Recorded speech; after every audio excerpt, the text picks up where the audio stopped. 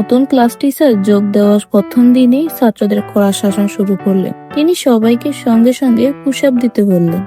একজন ছাত্র একটু প্রতিবাদ করতেই তিনি তাকে টেনে ধরে নিয়ে গেলেন। ছাত্রটি অবাক হয়ে গেল, সবাই হতবাক হয়ে তাকিয়ে রইল। ছাত্রটি প্রতিরোধ করার চেষ্টা করলো, কিন্তু শিক্ষক আগেই সব ভেবে রেখেছিলেন। এই দৃশ্য দেখে পুরো ক্লাস ভয় পেয়ে গেল। শিক্ষক এত বেশি সন্তুষ্ট হলেন, তিনি যখন 3 সেকেন্ড গোনা শুরু করতে যাচ্ছিলেন, তখনই ক্লাসের সবচেয়ে দুষ্টু ছাত্র দাঁড়িয়ে গেল। সেই শুধু নিজের আদেশ মানতে অস্বীকার করলো না, বরং অন্যদের মানতে নিষেধ করলো। সঙ্গে সঙ্গে তাকে বেঞ্চের উপর চেপে ধরা হলো। সে যতই ছটফট করুক, কোনো লাভ হলো না। শেষে সেও শুধু হুমকি দিতে পারলো। কিন্তু শিক্ষক এসব কথা একদম ভয় পেল না, বরং শক্ত জবাব দিলেন। 지옥 같을 거야. আবার গোনা শুরু করলেন। এবার দুষ্ট ছাত্র মাথা নিচু করলো। অন্য ছাত্ররাও আর সাহস পেল না অবাধ্য হতে। দেহান হাই স্কুলটি ছিল খুবই কুখ্যাত একটি স্কুল। কিছুদিন পর পর একজন ছাত্রকে সবার শত্রু বানানো হতো। তারপর পুরো স্কুল মিলে তাকে নির্যাতন করত। অনেক ছাত্রই ধনী ও ক্ষমতাবান পরিবারের সন্তান ছিল, তাই তারা শিক্ষকদেরও কোনো গুরুত্ব দিত না। চশমা পরা দাইশি একদিন এসব সহ্য করতে না পেরে স্কুলের বখাটে জুনহিয়ংকে মাটিতে ফেলে দেয়। কিন্তু তার সাহসের জন্য কেউ তাকে সম্মান দিল না, বরং আরো বেশি নির্যাতনের শিকার হলো সে। আগে অন্য একজন ছিল সবার লক্ষ্য, কিন্তু দাইসির কাজের কারণে সে নিজে নতুন টার্গেটে পরিণত হলো। বখাটেরা তাকে টেনে পুরো স্কুল ঘোরালো। প্রতিটি ক্লাসে গিয়ে ঘোষণা দিল, আজ থেকে দাইসি সবার শত্রু। দাইসি স্কুল কর্তৃপক্ষের কাছে অভিযোগ করেছিল, কিন্তু তারা কোনো সাহায্য করেনি, উল্টো তাকে স্কুল ছাড়তে বলেছিল। আরো খারাপ বিষয় হলো, জুনিহাঙ্গের বাবা ছিলেন একজন সংসদ সদস্য। প্রতিশোধ নিতে তিনি দাইসির বাবার ব্যবসাটা নষ্ট করে দেন। এরপর থেকে দাইসির উপর আরো নির্যাতন বেড়ে যায়। সে কাঁদতে কাঁদতে সবার কাছে ক্ষমা চেয়েছিল, কিন্তু তাতেও কোনো লাভ হয়নি, বরং তাকে আরো অপমান করা হয়। অন্য ছাত্র গিয়ং মিঙ্গো সবই জানতো, কিন্তু কিছুই বলতে পারত না সাহস করে, কারণ সে জানতো স্কুল কর্তৃপক্ষ কিছু করবে না।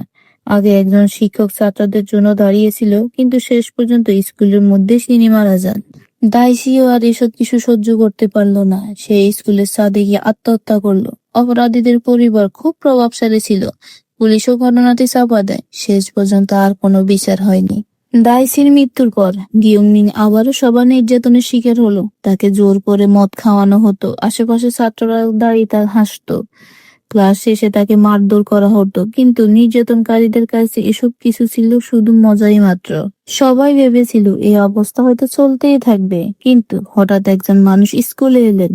তারা শুধু গিয়ংমিনকে মারধর করতোই না, তাকে সবার সামনে অপমানও করত। তাকে বলতো তাদের দিকে ঘুষি মারতে, কিন্তু গিয়ংমিনের ঘুষির বদলে তারা নতুন ক্লাস টিচারের শক্ত ঘুষি পেল। শিক্ষক বললেন, আমি স্কুলে কোন অন্যায় সহ্য করব না, বরং আরো কঠোরভাবে পরিস্থিতি সামলালেন। শব্দ শুনে প্রধান শিক্ষক খুব দ্রুত সেখানে এলেন। তিনি কিছু বলার আগেই নতুন টিচার তার নিজের পরিচয় পত্র দেখালেন। জানা গেল তিনি নতুন গঠিত শিক্ষক অধিকার সুরক্ষা দপ্তর থেকে এসেছে। এই স্কুলে ছাত্র মৃত্যু ঘটনা ঘটেছে, আর পুলিশ ও স্কুল কমিটি মিলে বিষয়টি চাপা দেওয়ার চেষ্টা করেছে। তাই সরকার তাকে বিশেষ দায়িত্ব দিয়ে এখানে পাঠিয়েছেন। তার পরিচয় জানার পর প্রধান শিক্ষক আচরণ একেবারে বদলে গেল। তিনি সতর্ক করে বললেন, এই ক্লাসে একজন সংসদ সদস্য ছেলে পড়ে, আর সেই সদস্য ভবিষ্যতে রাষ্ট্রপতির প্রার্থী হিসেবেও পরিচিত। প্রধান শিক্ষক ভেবেছিলেন এতে শিক্ষক হয়তো ভয় পাবেন, কিন্তু তিনি জানতেন না এই শিক্ষক আসলে ওই ছাত্র ও তার বাবার বিরুদ্ধে ব্যবস্থা নিতে এসেছেন। তাই তিনি জুংহিয়ংকে কোনো ছাড় দিলেন না। ক্লাসে ফিরেই তাকে কড়া শিক্ষা দিলেন, কিন্তু জুংহিয়ং তবু বদলালো না। দুপুরে খাবারের লাইনে সে আগের মতোই জোর করে সবার সামনেই চলে গেল। তবে এবার খাবার দিচ্ছিলেন নতুন শিক্ষক। জুংহিয়ং ইচ্ছে করে অনেকের খাবার নিজের প্লেটে নিল, এবং তারপর সবার সামনে সেগুলো সরাসরি ডাস্টবিনে ফেলে দিল। 에이 진짜. 그러니까 왜 그 먹을 거를 탕으로 내가 이거 탕으로 빼. 그 머리에다가 이거를 아우 이뻐라. 우리 준영이 너무 예쁘네. 사진 안 찍니? 좋지? 좋지 않아? 어? 예쁜 준영이처럼 예쁜 마음으로 예쁘게 밥 잘 먹자. 응? 너 준영이가 엎드리는 거니까 준영이가 쳐. 먹자. আর এটা ছিল নতুন শিক্ষককে প্রকাশ্য চ্যালেঞ্জ করার মতো। বারবার অপমানিত হওয়ার পরও জুংহিয়ং একটু বদলানো না, বরং আরো বেশি করে হুয়েনজিনের বিরুদ্ধে যেতে লাগলো। সেদিন স্কুল পরিষ্কার করার দায়িত্ব ছিল তার, কিন্তু সে কাজ না করে ব্যাগ নিয়ে বাড়ি চলে গেল। বাড়ির দরজা খুলতে সে অবাক হয়ে গেল, কারণ হুয়াজিন তার আগেই সেখানে পৌঁছে গেছেন। হুয়াজিন কোনো সংসদ সদস্যকে ভয় পেত না। তিনি জুংহিয়ং এর বাবার সামনে বললেন, স্কুলের নিয়ম ভেঙে সে দায়িত্ব পালন না করে এখানে চলে এসেছে। এরপর তিনি সরাসরি জুংহিয়ংকে শাস্তি দিলেন। শাস্তি হিসেবে তাকে টয়লেট পরিষ্কার করতে বলা হলো, কিন্তু জুংহিয়তে তা আরো বেশি রেগে গেল। হুয়াজিনকে ফাঁসানোর জন্য সে নিজের মাথা টয়লেটে আঘাত করলো। খবর পেয়ে তার সংসদ সদস্য বাবা ছুটে এলেন, কিন্তু হুয়াজিন তো আগেই প্রস্তুত ছিলেন। তিনি পরিষ্কারভাবে বুঝিয়ে দিলেন এই আঘাত জুংহিয়ং নিজেই করেছেন। পাশাপাশি জানিয়ে দিলেন ক্ষমতা যত বড় হোক না কেন তিনি কাউকে ভয় পান না। হুয়াজিনকে হারাতে না পেরে স্কুল বখাটেরা তাদের রাগ গিয়ংমিং এর উপর ঝাড়লো। তারা গুজব ছড়ালো গিয়ংমিং নাকি শিক্ষা সুরক্ষা দপ্তরে অভিযোগ করেছে। ফলে গিয়ংমিং তাকে আবারও মারধরের শিকার হলো। এক সময় সে এতটাই ভেঙে পড়লো যে দাইসির মতো স্কুলের ছাদে উঠে গেল। কিন্তু ঠিক তখনই হুয়াজিন তাকে ধরে ফেললেন।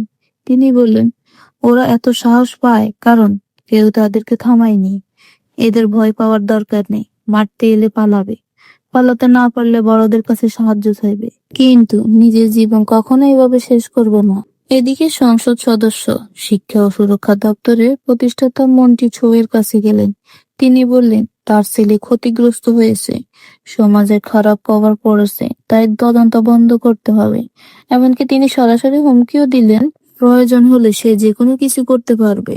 অন্য কেউ হলে হয়তো ভয় পেত, কিন্তু মন্ত্রী চৌ তো একদমই ভয় পায়নি।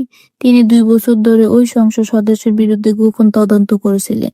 অনেক দুর্নীতির প্রমাণ সংগ্রহ করার পর অবশেষে ব্যবস্থা নেওয়ার সিদ্ধান্ত নেয়। পরের দিন সকালে নারী কর্মীদের হয়রানি, ঘুষ নেওয়া ও অন্যান্য দুর্নীতির প্রমাণ বিদেশের বিভিন্ন সংবাদ মাধ্যমে পৌঁছে যায়।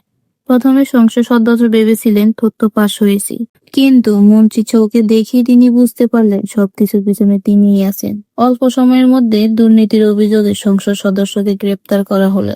বাবার ক্ষমতা হারানোর পর জুংহিয়ংকে স্কুলে নির্যাতনের প্রধান অপরাধী হিসেবে চিহ্নিত করা হলো। স্কুলে ফিরে এসে সে প্রথমবার বুঝলো অপমান কাকে বলে। নিজের এই অবস্থার পরিবর্তন সে মেনে নিতে পারছিল না।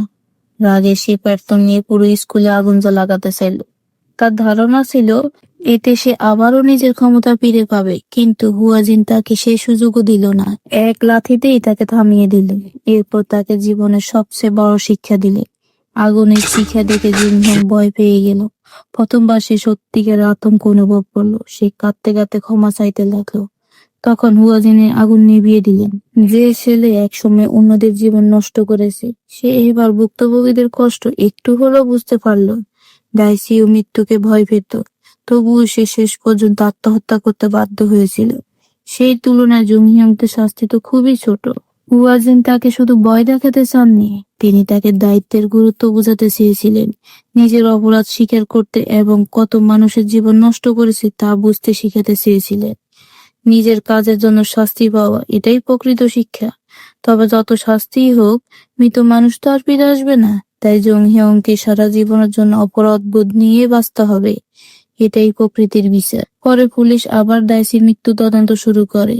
জুংহিয়ং সহ সব নির্যাতনকারীদেরকে গ্রেপ্তার করা হয়। স্কুলের প্রধান শিক্ষকও শাস্তি থেকে রেহাই পাননি। তিনি নিজের দায়িত্বের জন্য জবাবদিহি করেন। শিক্ষা দপ্তর সব অপরাধীর তথ্য প্রকাশ করে। যে কেউ তা দেখতে পারে। ভুক্তভোগী ক্ষমা না করলে সে রেকর্ড কখনো মুছে ফেলা হবে না। এভাবে দোয়ানহাই স্কুলে শিক্ষা সুরক্ষা দপ্তরের বিশেষ অভিযান শেষ হয়। এরপর হুয়াজিনের নতুন গন্তব্য ছিল কিউইং হাই স্কুল। এটি ছিল আরেকটি কুখ্যাত স্কুল, মারামারি ও গ্যাংস্টারের জন্য খুব পরিচিত। এবার সেখানে কিভাবে কঠোর শিক্ষা দেবেন জানতে হলে দেখতে হবে পরের পর্ব। আমার ভিডিওটি ভালো লাগলে চ্যানেলটিকে লাইক এবং সাবস্ক্রাইব করতে ভুলো না জানাই।